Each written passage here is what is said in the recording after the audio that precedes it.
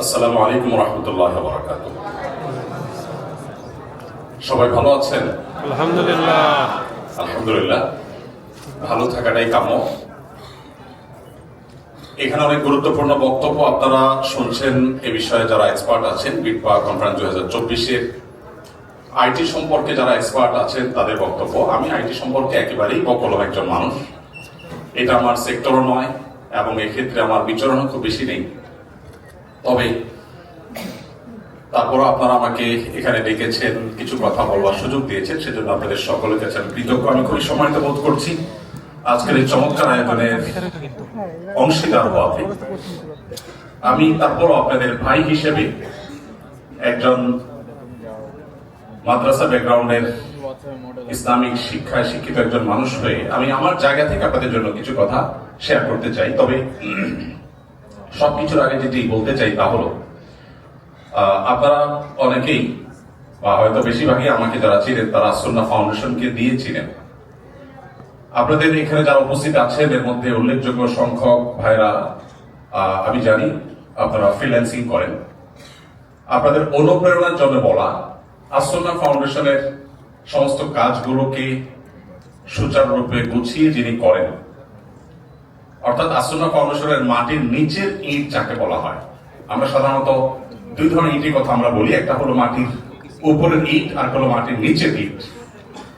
সাধারণত আমরা মাটির উপরে যে ইটটা থাকে, অর্থাৎ যে দেয়াল থাকে, দালান থাকে, সেই স্ট্রাকচার দেখে আমরা অনেক বেশি খুশি হয়ে অভিভূত হই। নিচের ইটের কথা আমাদের মনে থাকে না, যে ফাউন্ডেশনের উপরে আসলে পুরো সুন্দর বিল্ডিংটা দাঁড়িয়ে আছে। তো সুন্নাহ ফাউন্ডেশনের উপরের ইট আমি, আর নিচের ইট একজন ফ্রিল্যান্সার।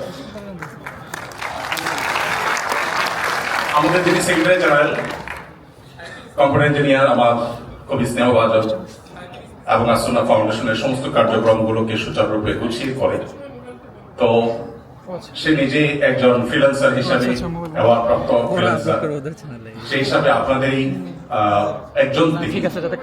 তারপরও সে সুন্নাহ ফাউন্ডেশনকে সুন্দরভাবে সুচারুরূপে গুছিয়ে যে কাজ করতে পারছে, এই জায়গা থেকে আমার মনে হয় আপনাদের সাথে আমার একটা বিশেষ সম্পর্ক এবং লেনাদেনার একটা ব্যাপার সেপার আছে। তো সেজন্য আপনাদেরকে সবাইকে আমি ধন্যবাদ জানাচ্ছি এবং আপনাদের যে এক্সপার্টিজ আছে সেটা দিয়ে যে আসলে অনেক কিছু করা সম্ভব, আমি পয়েন্টটি উল্লেখ করে মূলত সেই বিষয়টিকে বোঝাতে চেয়েছি। আমি আমার জায়গা থেকে একেবারে সরাসরি কয়েকটি পয়েন্ট আকারে যেতে চাই। সেটি হলো, আমরা এখানে বেশিরভাগই হয়তো মুসলিম। আমার অন্য ধর্মাবলম্বী ভাইরা যারা আছেন, বোনরা যারা আছেন, তাদের প্রতি আমি রেসপেক্ট রেখে আমার মুসলিম ভাইদেরকে বলতে চাই যে আমরা যাই করি না কেন, দিন শেষে আল্লাহ সুবহানাহু ওয়া তাআলার কাছে আমাদেরকে দাঁড়াতে হবে। আমাদের পেশাগত যে কোনো দায়িত্ব আমরা যখন পালন করব, তখন শরিয়ার যে হালাল হারাম এর বিধিবিধান আছে, সেই বিধিবিধানগুলোকে আমরা মেনে চলার চেষ্টা করব। আল্লাহ রাব্বুল আলামিন আমাদেরকে অনেক বিষয়কে হারাম করেছেন আমাদের জন্য। যে বিষয়গুলোকে আল্লাহ তাআলা আমাদের জন্য হারাম করেছেন সেগুলোকে আমরা বর্জন করে চলবো, তাতে আমাদের উপার্জন একটু যদি কম হয়, দিন শেষে সেই উপার্জনে আল্লাহ তাআলা বারাকা দান করবেন। এখন ফ্রিল্যান্সিং এর মধ্যে কোনটা হালাল কোনটা হারাম, এটা নিয়ে একেবারে চুলচারা বিশ্লেষণ করা বা প্রতিটি বিষয়কে আলাদা আলাদা করে বলা হয়তো কঠিন হবে। আমি শুধুমাত্র একটি মৌলিক নীতি বলে রাখতে চাই। আপনারা অনেকেই প্রশ্ন করেন আমাদের কাছে বিভিন্ন সময়, বিশেষ করে ফ্রিল্যান্সিং এই পেশা হালাল কিনা। ফ্রিল্যান্সিং এর পেশা এটা অবশ্যই হালাল, মৌলিকভাবে এটা হারাম হওয়ার কোনো কারণ নেই।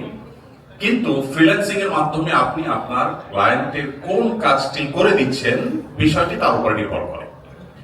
আপনি যদি একটি শরিয়াত দৃষ্টিকোণ থেকে, ইসলামের দৃষ্টিকোণ থেকে একটি অন্যায়, একটি অপরাধ বা একটি গুনাহ বা পাপের কাজে সহযোগীর ভূমিকা অবতীর্ণ হন, আপনি একটা ডিজাইন করে দিলেন যে ডিজাইনের মধ্যে এমন কিছু আছে যেটা শরিয়া অ্যালাউ করে না, বা সেখানে এমন কোন প্রোডাক্টের প্রচারণা আপনি করছেন যে প্রোডাক্টটা শরিয়া অনুমোদন করে না, তাহলে আপনার সেই উপার্জনটুকু হারাম হবে।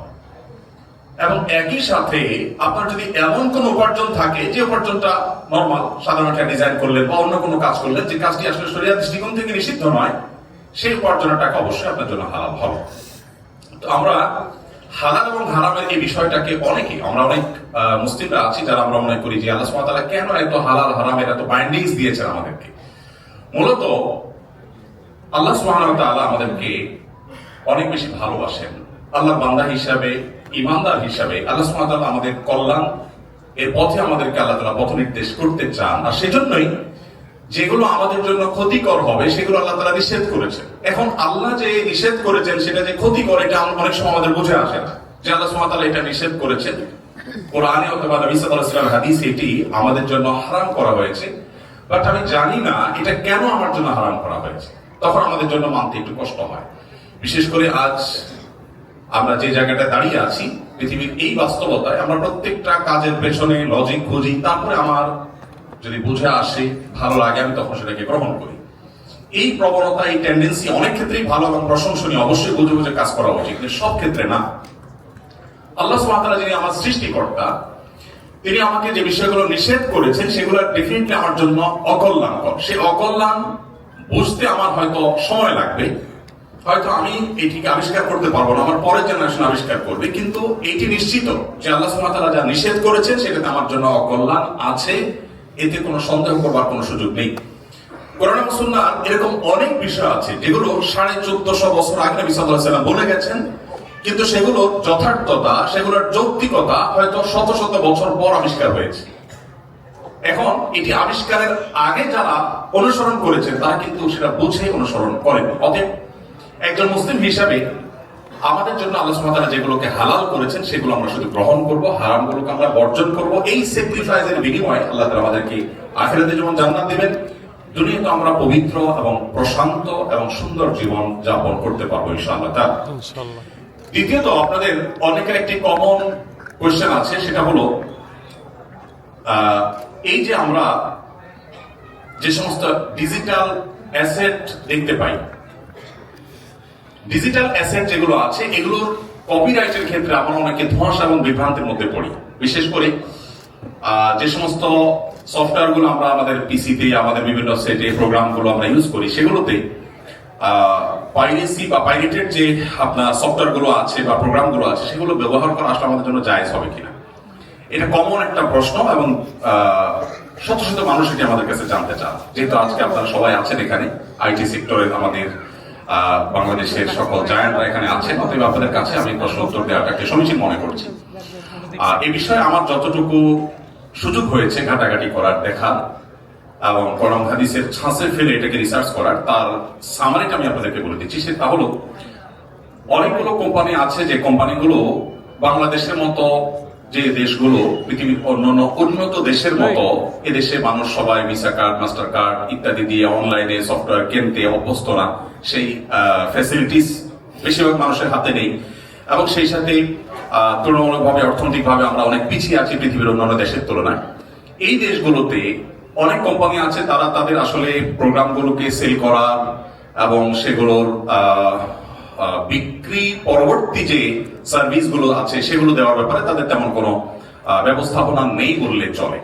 আমি এই মাসআলাটির উত্তর জানার প্রয়োজনে কয়েকটি কোম্পানিকে নক করেছিলাম, আমার সহকর্মীদেরকে দিয়ে আমি জানার চেষ্টা করেছিলাম যে তাদের এই প্রোগ্রামটা আমি বাংলাদেশ থেকে কিনতে চাই, এটা সার্ভিস পেতে চাই, ফ্যাসিলিটিস কি আছে, এবং একই সাথে পাইরেটেড যে সফটওয়্যার গুলো বাজারে পাওয়া যাচ্ছে সেগুলোর ব্যাপারে তাদের কোনো বিধিনিষেধ, তাদের কোনো আপত্তির জায়গা আছে কিনা। তো কয়েকটি ক্ষেত্রে আমরা নক করে দেখেছি যে তাদের আসলে সেখানে দেখলাম তেমন কোনো আগ্রহই নেই। বাংলাদেশি ক্লায়েন্ট হিসাবে আমাদের কাছে বিক্রি করতে হবে না, পাইরেটেডটা ব্যবহার করা যাবে না, এটা তাদের তেমন কোনো মাথা ব্যথা নেই। এটা দেখার পর আমার কাছে যেটি মনে হয়েছে সেটি হলো, যে সমস্ত কোম্পানি আসলে এই জাতীয়, অর্থাৎ এভাবে তারা তাদের প্রোগ্রামগুলোকে বিশেষ কোনোভাবে তারা বিক্রির জন্য তৈরি করে না, বাংলাদেশ অন্তত বিক্রি করার অপশন নাই, অথবা আফটার সার্ভিস তাদের বিক্রির পরে যে সার্ভিস, সে সার্ভিসের তেমন কোনো অপশন নাই, তাদের মৌন সমর্থন আছে যে বাংলাদেশের মতো দেশ, এখানে এরকম অ্যাক্সেসও নেই এবং তুলনামূলকভাবে অন্য দেশের তুলনায় আমরা একটু অর্থনৈতিকভাবে পিছিয়ে পড়া দেশ, এগুলোর প্রতি তাদের মৌন সমর্থন থাকে যে এগুলো করুক, কোনো অসুবিধা নেই। ডিজিটাল অ্যাসেট সাধারণ অ্যাসেটের মতোই, সাধারণ কোনো অ্যাসেট যদি আপনি কাউকে অনুমোদন করেন, আপনি as a Malik, as a ওনার, তাহলে সেক্ষেত্রে তার জন্য হালাল।